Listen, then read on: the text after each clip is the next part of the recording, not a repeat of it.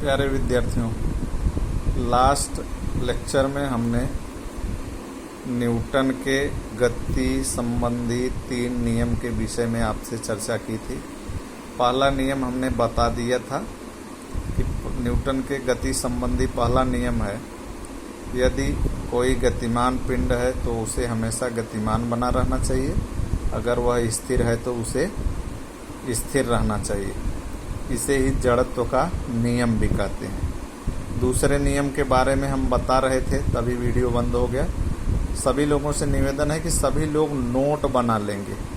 हम आपको नोट के तौर पर यह पाठ देंगे, आप नोट बनाने का प्रयास करेंगे, क्योंकि यह 10वीं आपका एक आधार है। इसके बगैर आप 12वीं में साइंस पढ़ना चाहेंगे, अगर ये नहीं आता है तो आपको कुछ समझ में नहीं आएगा। जैसा कि अगर बगैर पहाड़ा के आपको आगे गणित नहीं आएगा, वैसा बगैर आधार के 11वीं 12वीं में साइंस नहीं आएगा। तो न्यूटन के गति संबंधी द्वितीय नियम को जानने से पहले हम 9वीं का कुछ और दोहरा लेते हैं। त्वरण। त्वरण कहते हैं वेग परिवर्तन की दर को त्वरण कहते हैं। यह 9वीं में आप पढ़ चुके हो।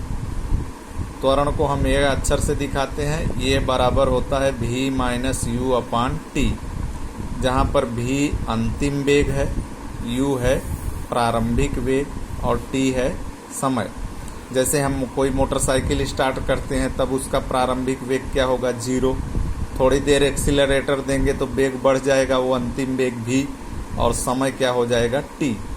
तो v - u/t वो क्या कहलाएगा, त्वरण। आपने पिछली कक्षा में एक भौतिक राशि पढ़ी होगी, संवेग।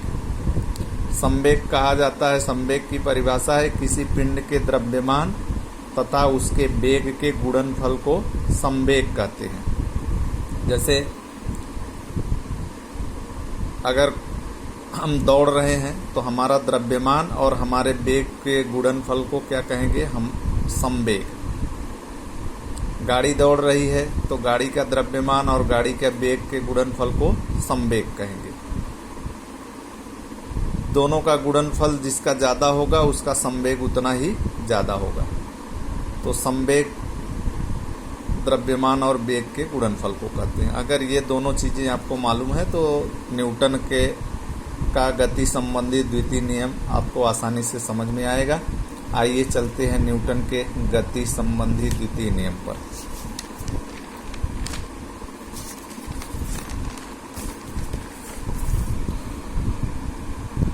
न्यूटन का गति संबंधी नियम। पहला नियम हम आपको बता चुके हैं और लिखा चुके हैं, आप उसका नोट बना लेना। दूसरा नियम है न्यूटन का गति संबंधी दूसरा नियम, बल संवेग परिवर्तन की दर के समानुपाती होता है।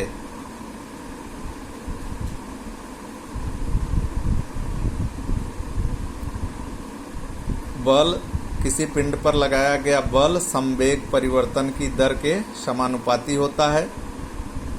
संवेग परिवर्तन लगाए गए बल की दिशा में होता है।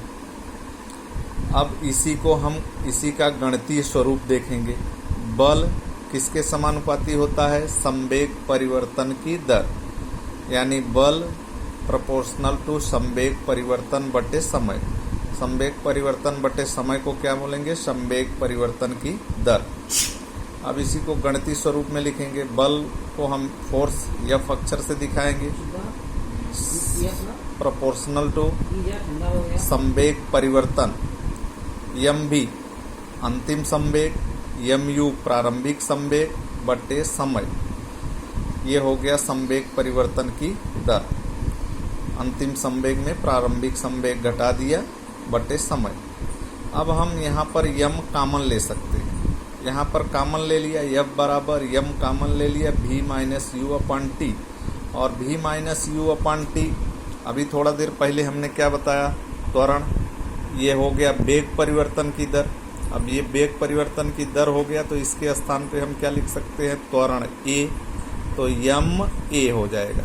तो F बराबर ma। यह न्यूटन के गति संबंधी दूसरे नियम का गणितीय स्वरूप है, F बराबर ma। ये आपको जो पिछले अभी बताया थोड़ा देर पहले, ए कहाँ से आया, v minus you upon T, मतलब वेग परिवर्तन की दर को हम ये कहते हैं। वेग परिवर्तन की दर को ए मतलब त्वरण कहते हैं, वही। अभी आइए न्यूटन के गति विषयक तीसरे नियम पर। तीसरे नियम को हम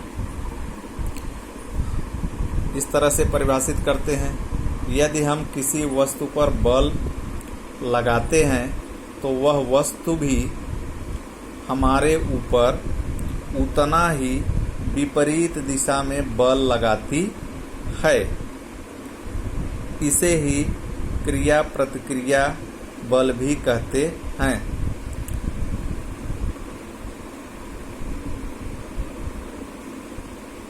किसी वस्तु पर हम जितना बल लगाते हैं वह वस्तु हमको, जितने बल से हम उस पर बल लगाते हैं वह वस्तु भी हमारे ऊपर उतना ही बल लगाती है और विपरीत दिशा में लगाती है। जैसे हम अगर दीवार को ढकेल रहे हैं तो दीवार भी हमारे ऊपर उतना ही बल लगाएगी। इसका सबसे बढ़िया उदाहरण हम पानी की बाल्टी का लेते हैं। जब कुएं से रस्सी बांध के हम पानी के बाल्टी से पानी निकालते हैं तो जितना हम बल लगाते हैं पानी को खींचने में, बाल्टी भर के पानी खींचने में, उतना बल बाल्टी भी हमारे ऊपर नीचे की तरफ हमको खींचती है। और जैसे ही कभी कभी रस्सी टूटती है तो हम पीछे की तरफ गिर जाते हैं, क्योंकि वह बाल्टी जो नीचे की तरफ बल लगा रही थी उसका बल लगाना बंद हो जाता है और हम पीछे की तरफ गिर जाते हैं। तो यह क्रिया प्रतिक्रिया नियम का एक अच्छा उदाहरण है। इसके बाद है वृत्ताकार गति। वृत्ताकार गति, जब हम एक पत्थर को रस्सी से बांध के उसे घुमाते हैं तो पत्थर एक वृत्ताकार पथ पर घूमने लगता है। इसे ही क्या कहते हैं, वृत्ताकार गति। एक पत्थर को रस्सी में बांधकर घुमाने पर पत्थर एक वृत्ताकार पथ पर घूमता है, इसे वृत्ताकार गति कहते हैं। जब हम रस्सी से पत्थर को बांध के घुमाते हैं तो रस्सी को हम अपनी तरफ क्या करते हैं, खींचते हैं। हमेशा हम पत्थर पर रस्सी के द्वारा एक बल लगाते हैं। इसी बल को क्या बोलते हैं, अभिक्रिया बल, अभिकेंद्रीय बल। अभिकेंद्रीय बल हमेशा केंद्र की दिशा की तरफ लगता है, यानी के अंदर की तरफ लगता है। अब इसकी परिभाषा है, वृत्ताकार कक्षा में घूमने वाले किसी पिंड पर केंद्र की ओर लगने वाले बल को अभिकेंद्रीय बल कहते हैं।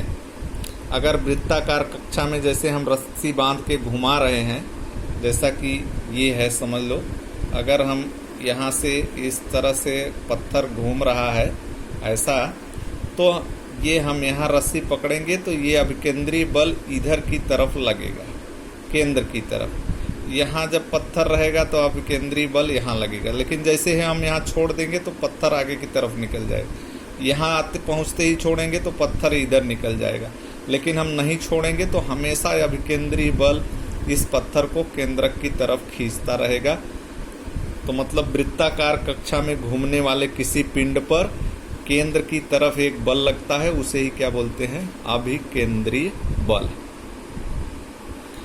हम इसका एक फोटो कॉपी आपको बाद में व्हाट्सएप कर देंगे, लेकिन सभी लोग इसको समझने का प्रयास करो।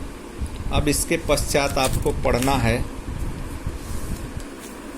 अपकेंद्रीय बल तो नहीं पढ़ना है, लेकिन अपकेंद्रीय बल ठीक उसका उल्टा होता है। अभिकेंद्रीय बल का ठीक उल्टा अपकेंद्रीय बल। अभिकेंद्रीय बल केंद्रक की दिशा में लगता है, अपकेंद्रीय बल बाहर की दिशा में लगता है। वृत्ताकार कक्षा में घूमने वाले पिंड पर केंद्र की दिशा के विपरीत, मतलब बाहर की ओर लगने वाले बल को अपकेंद्रीय बल कहते हैं। यह आपको पढ़ना नहीं है। ये अपकेंद्रीय बल के द्वारा हम मक्खन से घी निकालने का काम जो है वो अपकेंद्रीय बल के द्वारा होता है। दीर्घ वृत्ताकार कक्षा, अभी हम आते हैं केपलर के नियम के बारे में। केपलर के नियम के बाद पहले